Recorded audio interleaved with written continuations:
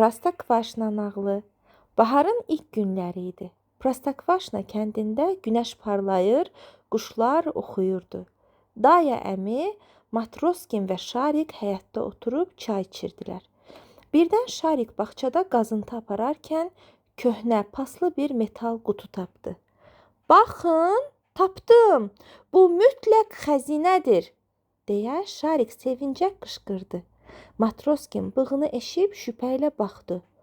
"Xəzinə?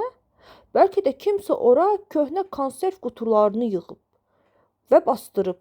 Boş yerə vaxt itiririk. Onun yerinə gedib inəyimizin Murkanın südünü saxsaq daha xeyirli olar."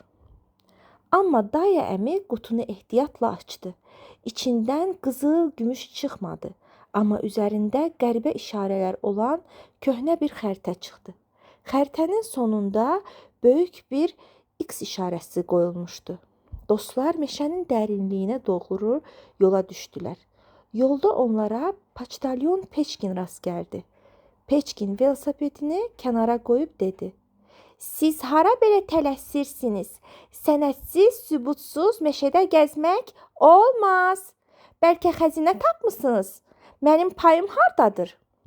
Dostlar Peçkini də özləri ilə götürməli oldular. Xəritə onları danışan palıd ağacının yanına gətirdi. Orada kiçik bir sandıq tapdılar. Hamı həyəcanla sandığın açılmasını gözləyirdi. Peçkin artıq özünə yeni bir papaq xəyal edirdi. Matroskin isə daha bir inək alacağını düşünürdü. Əsl xəzinə nə idi? Sandıq açıldı. İçindən qızıl deyil, köhnə bir fotoalbom və bir torba nadir çiçək toxumu çıxdı. Albomda Prostokvashanın illər əvvəlki şəkilləri və kəndin ilk sakinlərinin yazdığı bir qeyd var idi. Əsl xəzinə qızıl deyil, bir yerdə keçirdiyiniz vaxt və əkdiyiniz gözəlliklərdir.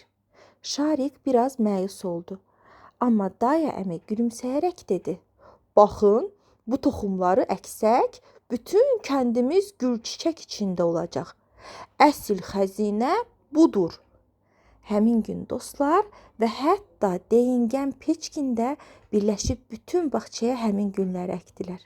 Matroskin isə sonda etiraf etdi: "Düzdür, bu gülləri satıb pul qazanmaq olmaz. Amma onlara baxanda südün dadı daha da şirin olur."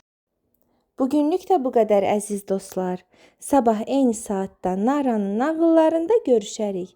Hələlik.